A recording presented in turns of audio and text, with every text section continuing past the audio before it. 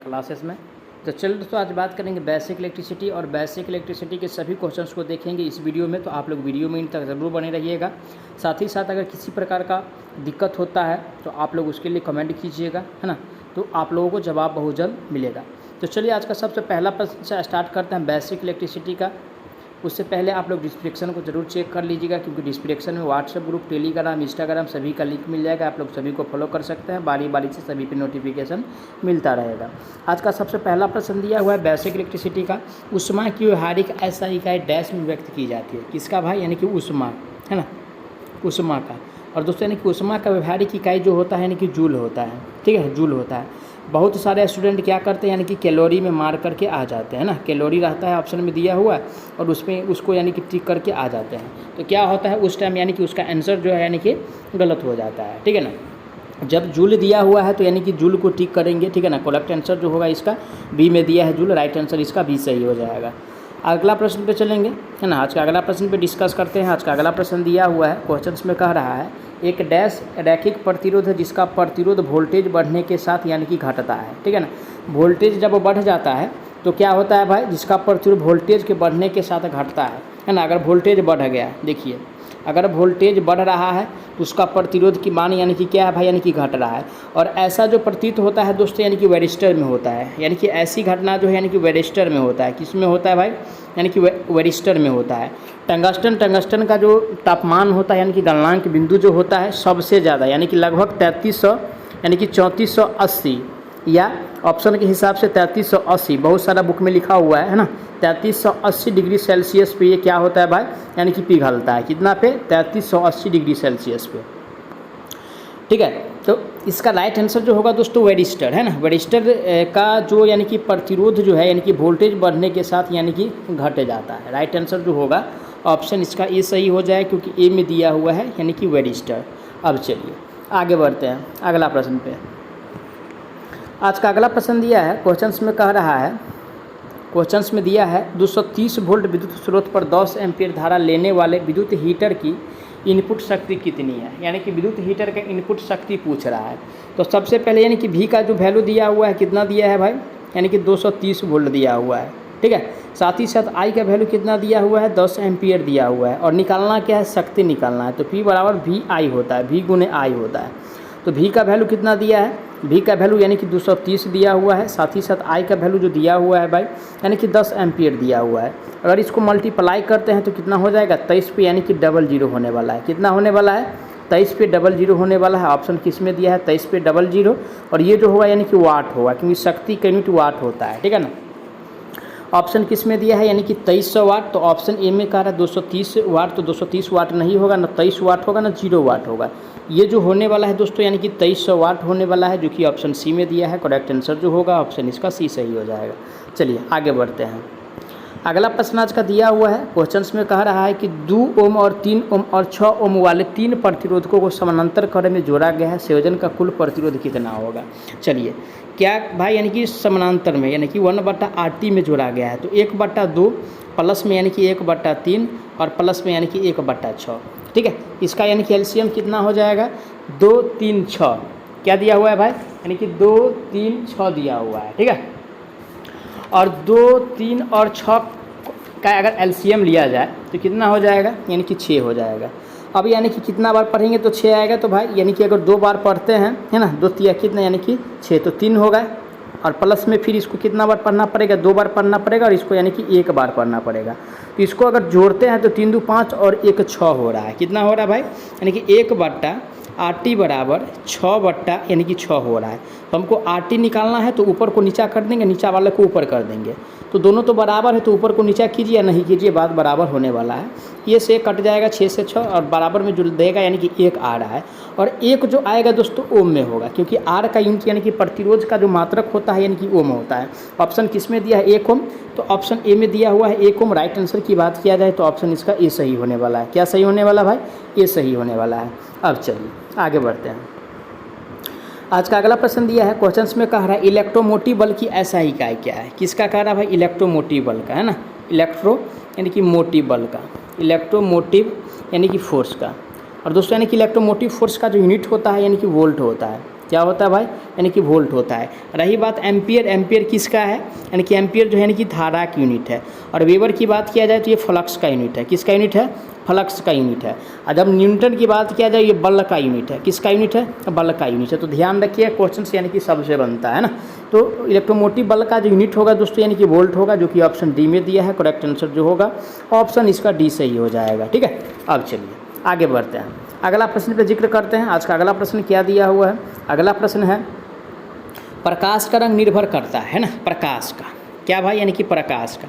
और प्रकाश का रंग दोस्तों यानी कि दो, यानी कि जो बात तो है उस पर डिपेंड करता है। एक तो प्रकाश का गति है ना, प्रकाश किस गति से यानी कि गतिमान है, साथ ही साथ तरंग का तरंग दैर्ध्य है ना, तरंग का दैर्ध्य है ना, तरंग दैर्ध्य इस पर भी यानी कि डिपेंड करता है।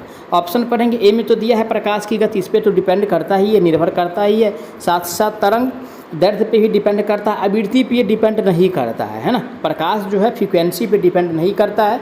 तो ऑप्शन जो दिया हुआ है ए और बी दोनों ऑप्शन डी में दिया हुआ है। किस में दिया है भाई, डी में दिया है। राइट आंसर की बात किया जाए तो ऑप्शन इसका डी सही होने वाला है। आप लोग वीडियो में इन तक जरूर बने रहिए, आपको बहुत मज़ा आने वाला है, क्योंकि सारा प्रश्न अगर आप लोग समझ जाइएगा तो मज़ा आने वाला ही है और एग्जाम क्रैक हो सकता है ना। इस प्रकार का क्वेश्चन हर एक एग्जाम में पूछा जाता है।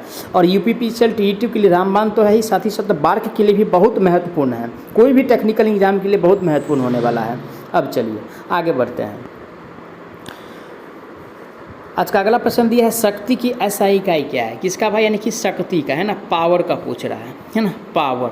और दोस्तों यानी कि शक्ति का एसआई इकाई की बात किया जाए तो किलोवाट होता है। क्या होता है, किलोवाट होता है ना। ऑप्शन किस में दिया है, किलोवाट। ए में कह रहा है कुलम, कुलम किसका यूनिट है भाई। और बी में जो दिया हुआ है यानी कि किलोवाट दिया हुआ है। ठीक है, शक्ति का यूनिट तो किलोवाट होता है, जो कि ऑप्शन बी में दिया है। करेक्ट आंसर इसका बी सही हो जाएगा, है ना। और दोस्तों कुलम्ब जो यूनिट है यानी कि आवेश का यूनिट है। किसका यूनिट है भाई, है ना, आवेश का यूनिट है। ये ध्यान रखिएगा, किसका यूनिट है, आवेश का यूनिट है। जूल किसका यूनिट है, तो ऊष्मा का यूनिट है। किसका यूनिट है भाई, जूल ऊष्मा का यूनिट है ना। तो ये सब ध्यान रखिए, क्वेश्चंस बार बार पूछा जाता है। जबकि एचपी की बात अगर किया जाए तो एक एचपी बराबर 746 वाट होता है। ठीक है, और 746 वाट जो होता है ये ब्रिटिश में होता है। किस में होता है, ब्रिटिश में होता है। जबकि मीट्रिक की बात किया जाए तो 735 पॉइंट यानी कि 5 वाट होता है। इससे भी क्वेश्चंस बनता है, ध्यान रखिए, आप लोगों को जरूर हेल्पफुल होने वाला है सभी एग्जाम में। चलिए आगे बढ़ते हैं। आज का अगला प्रश्न दिया है, क्वेश्चंस में कह रहा है देखिए कि एक श्रृंखला लैंप है। ठीक है भाई, परिपथ में प्रत्येक बल्ब 2 वोल्ट के लिए निर्धारित है। 110 वोल्ट एसी लाइनों पर चलने के लिए श्रृंखला में डैश बल्ब की संख्या को जोड़ा जाए। देखिए यानी कि वोल्ट की संख्या जो है यानी कि 110 है और प्रत्येक बल्ब जो है यानी कि 2 वोल्ट का है। तो इससे डिवाइड कर दीजिए, यहाँ जो बल्ब की संख्या आने वाला है वो आ जाएगा। डिवाइड करने के बाद 55 दूना कितना होता है भाई, 110 होता है। ऑप्शन किस में दिया है, 55। ए में कह रहा है 50, तो कैलकुलेशन के बाद 50 नहीं आया, ये तो गलत हो गया। बी में दिया है 70, 70 भी नहीं आया है। 60 आया है, ये जो आया है ओनली फॉर 55 आया है, जो कि ऑप्शन डी में दिया है। करेक्ट आंसर जो होगा ऑप्शन इसका डी सही हो जाए, क्योंकि डी में दिया हुआ है 55। अब चलिए अगला प्रश्न पे चलते हैं। आज का अगला प्रश्न दिया है, क्वेश्चंस में कह रहा है एक 10 ओम के प्रतिरोध को, चलिए आर का वैल्यू क्या है भाई, यानी कि 10 ओम दिया हुआ है। ठीक है, एक 10 ओम के प्रतिरोध को एक 10 वोल्ट डीसी स्रोत से जोड़ा जाता है, यानी कि वी बराबर क्या भाई, यानी कि 10 वोल्ट, यानी कि 100 वोल्ट। ठीक है, से जोड़ा जाता है। इस परिपथ में प्रवाहित होने वाली धारा का मान क्या होगा, यानी कि आई का वैल्यू हमसे पूछ रहा है। ठीक है, आई का वैल्यू हमसे पूछ रहा है। तो वी बराबर फार्मूला क्या होता है, यानी कि आई आर होता है। ठीक है, तो वी बटा आर बराबर क्या हो जाएगा, आई, है ना। तो चलिए वी का वैल्यू कितना दिया हुआ है, तो वी का वैल्यू यानी कि 100 दिया हुआ है। साथ ही साथ आर का वैल्यू कितना दिया हुआ है, 10 दिया हुआ है। तो आई निकल जाएगा, तो 1 0 से 1 0 कैंसिल, बराबर में यानी कि 10 बच रहा है। और 10 जो बचेगा दोस्तों ये एम्पियर होगा। क्या होगा, एम्पियर होगा। एम्पियर क्यों होगा, क्योंकि धारा का जो यूनिट होता है यानी कि करंट को जो मेजर करते हैं ऐसा यूनिट जो होता है यानी कि एम्पियर होता है, इसीलिए यानी कि ये से उसको दर्शाएंगे। तो राइट आंसर जो होगा दोस्तों 10 एम्पियर किस में दिया हुआ है, ए में कह रहा है 100 एम्पियर। तो 100 एम्पियर कैलकुलेशन के बाद नहीं आया है ना। ये जो आया है 10 एम्पियर, ऑप्शन सी में दिया है। करेक्ट आंसर ऑप्शन इसका सी सही होने वाला है। क्या सही होने वाला है भाई, यानी कि ऑप्शन सी सही होने वाला है। अब चलिए आगे बढ़ते हैं। आज का अगला प्रश्न दिया है, क्वेश्चंस में कह रहा है 10 एम्पियर की धारा को 10 ओम के प्रतिरोध से प्रवाहित किया जाता है। ठीक है, कितना यानी कि एम्पियर जो दिया हुआ है यानी कि 10 एम्पियर दिया हुआ है, साथ ही साथ 10 ओम के प्रतिरोध, आर का वैल्यू भी कितना दिया है यानी कि 10 ओम दिया हुआ है।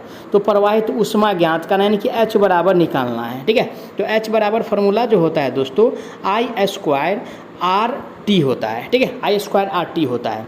अब चलिए आई का वैल्यू हमको दिया हुआ है, इसमें क्या कितना दिया हुआ है 10 दिया हुआ है, तो 10 का स्क्वायर करेंगे तो कितना यानी कि 100 हो जाएगा। अब चलिए आर का वैल्यू कितना दिया है भाई 10 दिया हुआ है, इसको अगर गुना करते हैं तो कितना होगा यानी कि 1 पर 3 गो जीरो हो जाएगा। कितना जीरो हो जाएगा 3 गो जीरो हो जाएगा। और ये 3 गो जो जीरो होगा दोस्तों, और यानी कि ये जो होने वाला है यानी कि वाट में होने वाला है। ठीक है, यानी कि वाट में होने वाला है 1000 वाट। ऑप्शन किस में दिया है, ए में कह रहा है 10 वाट, तो 10 वाट कैलकुलेशन के बाद नहीं आया है, न 100 वाट आया है दोस्तों, ये जो आया है 1000 वाट आया है, जो कि ऑप्शन डी में दिया है। करेक्ट आंसर ऑप्शन इसका डी सही होने वाला है। ठीक है, अब चलिए आगे बढ़ते हैं। आज का अगला प्रश्न दिया है, क्वेश्चंस में कह रहा है ओम का नियम निर्दिष्ट करता है। क्या भाई, यानी कि ओम का नियम। ठीक है, ओम का नियम जिसे यानी कि आर से दर्शाते हैं, और इसका जो फार्मूला होता है, ठीक है, V बराबर यानी कि आई आर होता है। यहाँ से आप सब कुछ निकाल सकते हैं। अगर I का मान निकालना है तो I का निकाल सकते हैं, R का मान निकालना है तो R का निकाल सकते हैं। तो चलिए I का वैल्यू निकालते हैं। I बराबर V बटा क्या हो जाएगा, R हो जाएगा। ठीक है, अब रही बात ऑप्शन पढ़ते हैं। ऑप्शन किस में दिया हुआ है, ऐसा समीकरण V बराबर आई आर किसी में दिया है, तो V बराबर आई आर नहीं दिया, R बराबर आई भी दिया है, तो ये तो गलत है। V बराबर R बटा आई कभी होता नहीं है। C में दिया है I बराबर वी आर, ये कभी होता नहीं है ना। तो दोस्तों यानी कि ये जो दिया हुआ है ऑप्शन यानी कि डी में यानी कि I बराबर V बटा R, तो ये यानी कि इसका समीकरण है, यानी कि ओम का नियम को ये दर्शाता है ना, निर्दिष्ट करता है। तो राइट आंसर जो होगा ऑप्शन इसका डी सही हो जाएगा। ठीक है ना, चलिए आगे बढ़ते हैं आज का अगला प्रश्न पे। आज का अगला प्रश्न क्या कह रहा है उस पर बात करते हैं। अगला प्रश्न है, जब प्रतिरोधों को श्रेणी क्रम में श्रेणित किया जाता है तो प्रत्येक प्रतिरोध से प्रवाहित होने वाला धारा होती है। किस में कह रहा भाई, यानी कि सीरीज में कह रहा है। और जब सीरीज में होगा तो समान धारा बढ़ेगा, है ना। क्या भाई, यानी कि समान धारा बढ़ेगा। और जब समान हो तो ये उसको यानी कि अचर कहेंगे। ऑप्शन पढ़ेंगे, ऑप्शन किस में दिया है, ए में कह रहा है भिन्न भिन्न, तो भिन्न भिन्न कभी सीरीज में बहेगा नहीं धारा। ये जो दोस्तों यानी कि अचर दिया हुआ है, इसका मतलब यानी कि समान धारा हुआ है। तो राइट आंसर जो होगा दोस्तों ऑप्शन इसका 20 सही हो जाए, क्योंकि बी में दिया हुआ है अचर। शून्य धारा तो इसे होकर प्रवाहित नहीं होगा, समान धारा प्रवाहित होने वाला है सीरीज के केस में। अगर समानांतर में रहता तो उसमें वोल्टेज समान होता, धारा यानी कि अलग अलग होने वाला था। ठीक है, अब चलिए अगला प्रश्न आज का दिया हुआ है। क्वेश्चंस में कह रहा है कि कांच में प्रतिरोध का डैश ताप गुणांक होता है, यानी कि कांच में कह रहा है। किस में कह रहा है भाई, यानी कि कांच में कह रहा है। और कांच में जो प्रतिरोध का ताप गुणांक होता है यानी कि ऋणात्मक होता है। क्या होता है भाई, यानी कि ऋणात्मक होता है। ठीक है ना, क्या होता है, ऋणात्मक होता है, यानी कि निगेटिव होता है। ठीक है ना, तो कांच की बात है, और कांच में जो होता है ताप गुणांक ऋणात्मक होता है। ए में कह रहा है धनात्मक, धनात्मक कभी नहीं होगा, न शून्य होता है न व्यतिक्रम होता है। ये जो होता है दोस्तों ऋणात्मक होता है। ऑप्शन सी में दिया है ऋणात्मक, करेक्ट आंसर ऑप्शन इसका सी सही हो जाएगा। ठीक है, चलिए आगे बढ़ते हैं अगला प्रश्न पे।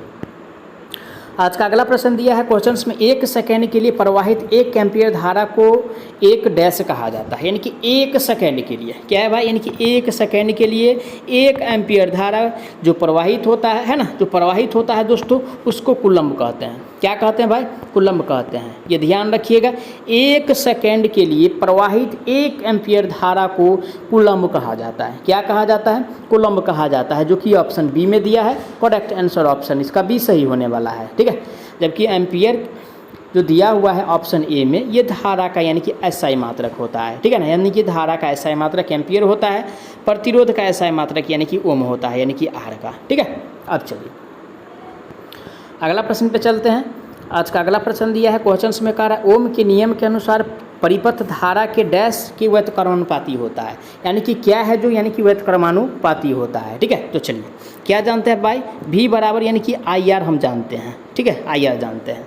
तो चलिए अगर I बराबर निकालते हैं तो V बटा R होता है। ठीक है, R होता है। तो यानी कि धारा वाला बात पूछ रहा है, और धारा जो है प्रतिरोध का यानी कि व्यतिक्रमानुपाती है। ठीक है ना, I इन्वर्सली प्रोपोर्शनल यानी कि 1/R है। ठीक है ना, यानी कि इन्वर्सली प्रोपोर्शनल यानी कि R होता है प्रतिरोध। ठीक है ना, करंट का। तो ऑप्शन किस में दिया है प्रतिरोध, ए में कह रहा है विशिष्ट प्रतिरोध, तो विशिष्ट प्रतिरोध तो है नहीं भाई, ये सैंपल प्रतिरोध है, जो कि ऑप्शन बी में दिया है। इसका यानी कि व्यतिक्रमानुपाती होता है प्रतिरोध का, तो करेक्ट आंसर ऑप्शन इसका भी सही हो जाएगा। ठीक है, चलिए आगे बढ़ते हैं। जबकि वोल्टेज जो है धारा के यानी कि समानुपाती होता है, ये देखिए, है ना, I प्रोपोर्शनल, है ना, I प्रोपोर्शनल V होगा और V प्रोपोर्शनल I होगा। तो यानी कि वोल्टेज अगर करंट का पूछेगा तो यानी कि डायरेक्टली प्रोपोर्शनल होगा, जबकि प्रतिरोध अगर इस क्वेश्चन में पूछ रहा है तो यानी कि वह तो कर्मानुपाती यानी कि इन्वर्सली प्रोपोर्शनल है। ठीक है, अब चलिए आगे बढ़ते हैं। आज का अगला प्रश्न पे चलते हैं। आज का अगला प्रश्न दिया है ताप उपकरण विद्युत धारा के डैश प्रभाव पर आधारित है, यानी कि ताप उपकरण। देखिए ताप से ही यानी कि स्पष्ट हो रहा है कि ये ऊष्मा पर यानी कि डिपेंडेंट होगा, है ना। किस पे डिपेंड होगा भाई, यानी कि ऊष्मीय प्रभाव पे डिपेंड होगा, है ना। किस पे डिपेंड होगा, ऊष्मीय प्रभाव पे यानी कि डिपेंड होने वाला, यानी कि निर्भर करेगा। ठीक है ना, यानी कि ताप जो है यानी कि ताप उपकरण जो है यानी कि धारा की ऊष्मीय प्रभाव पर आधारित होते हैं। में का रासायनिक प्रभाव, तो रासायनिक क्रिया जो होता है दोस्तों यानी कि सेल में होता है। किस में होता है भाई, सेल एंड बैटरी में होता है। ठीक है ना, सेल एंड बैटरी में होता है। और रही बात यानी कि ताप प्रभाव, ये ऊष्मीय प्रभाव होता है। ठीक है ना, ताप उपकरण जो आधारित है भाई ऊष्मीय प्रभाव पर आधारित है। तो राइट आंसर ऑप्शन इसका सी सही हो जाएगा। अब चलिए आज का अगला प्रश्न दिया है, क्वेश्चन में कह रहा है एक रंग कोडित कार्बन प्रतिरोधक में पहला बैंड लाल, ठीक है भाई, पहला लाल है। इसका ट्रिक लिख लीजिएगा आप लोग, ध्यान रखिए, क्वेश्चन बन जाएगा। और वैसे भी यानी कि ठिकाना लगा सकते हैं कि आंसर क्या होने वाला। देखिए सुनहरा कह रहा है, और सुनहरा का मतलब क्या होता है भाई, यानी कि सोना होता है। क्या होता है, सुनहरा का मतलब यानी कि सोना होता है। और जब सोना वाला बात पूछ रहा है तो सोना का जो टॉलरेंस होता है प्लस माइनस यानी कि 5% होता है, जबकि चांदी का प्लस माइनस यानी कि 10% होता है। तो 10% वाला को सबसे पहले काटने वाला है, क्योंकि सोना का पूछ रहा है, तो ये दो ऑप्शन होने वाला नहीं है। अब यानी कि ए और डी में से कोई एक ऑप्शन होगा। तो चलिए एक स्टेप और बढ़ते हैं। इसका ट्रिक है यानी कि BROY great Brit very good white. ठीक है, यहाँ से 0 से स्टार्ट करना है और 9 पे लाके ख़त्म करना है। कहने का मतलब ये हुआ 0 से स्टार्ट करेंगे 9 पे लाके ख़त्म करेंगे तो यानी कि 10 जो होगा यानी कि 10 फुट जाएगा, है ना। तो पहला अक्षर जो 0 पे होता है यानी कि ब्लैक होता है, उसके बाद ब्राउन होता है, रेड होता है, ऑरेंज होता है, येलो होता है, ग्रीन होता है, ब्लू होता है, ऐसे करके यानी कि ये क्रम चलता है। तो सबसे पहले क्या कह रहा है भाई, यानी कि पहला बैंड यानी कि लाल है, तो ब्लैक ब्राउन रेड, रेड 3 पे आता है लेकिन 0 से स्टार्ट है तो 2 लेंगे, तो 2 लिख दिए। अब चलिए ठीक है, फिर क्या कह रहा है, फिर लाल है तो फिर 2 लिख देंगे। अब उसके बाद कह रहा है यानी कि तीसरा बैंड जो है नीला है, और नीला दोस्तों जो आता है ना, नीला जो आता है देखिए 1 2 3 4 5 6 कितना नंबर पे आता है, 7 नंबर पे आता है। तो जब 7 नंबर पे आता है तो 6 को लेंगे, है ना। क्या लेंगे भाई, 6 को लेंगे, क्योंकि 0 से स्टार्ट हो रहा है। और यानी कि 22 पे कितना 0 हो जाएगा, 6 को 0 हो जाएगा। कितना, 1 2 3 4 5 6 को 0 हो जाएगा। ऑप्शन देखेंगे 22 पर 6 को 0 किस में है, तो देखिए ए में जो दिया है 1 2 3 4 5 6 को 0, और 6 को जो 0 दिया हुआ है, तो राइट आंसर ऑप्शन यही होगा। क्या, ऑप्शन यही होगा। जबकि डी में जो दिया हुआ है 22 पे जो है यानी कि 4 को 0 है, तो 4 को 0 तो यानी कि हुआ नहीं है, कैलकुलेशन के बाद 4 को 0 तो आया नहीं है, इसीलिए यानी कि डी वाला ऑप्शन गलत हो गया, ए ऑप्शन सही हो गया, है ना। इस पे जो है इस प्रकार का प्रश्न यानी कि पूछा जाता है सभी एग्जाम में। तो चलिए आगे बढ़ते हैं। आज का अगला प्रश्न पे चलते हैं। आज का अगला प्रश्न दिया है क्वेश्चंस में, किसी वृत्ताकार छिद्र को परिष्कृत करने के लिए किस उपकरण का उपयोग किया जाता है। ठीक है, परिष्कृत करने के लिए क्या कह रहा भाई, यानी कि परिष्कृत करने के लिए कह रहा है ना, परिष्कृत करने के लिए। और दोस्तों परिष्कृत करने के लिए अर्धगोलाकार रेती का उपयोग करते हैं। किसका भाई, यानी कि अर्धगोलाकार, है ना, अर्धगोलाकार रेती का प्रयोग करते हैं, अर्धगोलाकार रेती का प्रयोग करते हैं। ऑप्शन किस में दिया है, ए में कह रहा ड्रिल, तो ड्रिल का प्रयोग नहीं करते हैं ना, चपटी रेती का प्रयोग करते हैं। इसमें जो प्रयोग किया जाता है अर्धगोलाकार रेती यानी कि हाफ राउंड फाइल का प्रयोग करते हैं, जो कि ऑप्शन सी में दिया है। करेक्ट आंसर ऑप्शन सी सही होने वाला है। तो चलिए आगे बढ़ते हैं अगला प्रश्न पे। अगला प्रश्न क्या कह रहा है, देखिए निम्नलिखित प्रतीक क्या दर्शाता है। देखिए इस प्रकार का फिगर है ना, किस प्रकार का फिगर है भाई, इस प्रकार का फिगर है, थोड़ा सा ही कर्व है ना, और ये पूरा स्टेट है। ठीक है, इसके साथ पॉजिटिव साइन है, और ये जो दर्शाता है दोस्तों यानी कि ध्रुवित संधारित्र को दर्शाता है ना, ध्रुवित संधारित्र को दर्शाता है, जो कि ऑप्शन ए में दिया है। करेक्ट आंसर ऑप्शन ए इसका सही हो जाएगा। अब चलिए अगला प्रश्न पे बात करेंगे। आज का अगला प्रश्न है, चालकता को डैश के व्युत्क्रम के रूप में परिभाषित किया जाता है, यानी कि चालकता को कहा रहा है। और दोस्तों यानी कि चालकता को जो यानी कि परिभाषित करेंगे, है ना, चालकता को इसको परिभाषित किया जाता है प्रतिरोध के व्युत्क्रम। किसके व्युत्क्रम, प्रतिरोध के व्युत्क्रम। ठीक है, चालकता यानी कि जी होता है और जी बराबर यानी कि 1/r फार्मूला होता है। क्या होता है? जी बराबर 1/r होता है। तो इस यानी कि जी जो है यानी कि चालकता जो है प्रतिरोध का यानी कि व्युत्क्रमानुपाती होता है। साथ ही साथ रही बात यानी कि धारा भी क्या होता है यानी कि आर का यानी कि इन्वर्सली प्रोपोर्शनल 1/IR होता है। ठीक है, यानी कि 1/r होता है यानी कि करंट का। तो ये भी व्युत्क्रमानुपाती होता है, चालकता का भी और करंट का भी यानी कि प्रतिरोध जो है यानी कि व्युत्क्रमानुपाती ही होता है। तो करेक्ट आंसर ऑप्शन इसका सी सही हो जाएगा। मैं आशा करता हूँ आप लोग सारा प्रश्न को अच्छा से समझे होंगे। अगर कोई प्रश्न में किसी प्रकार का डाउट रहता है तो उसके लिए कमेंट कीजिए।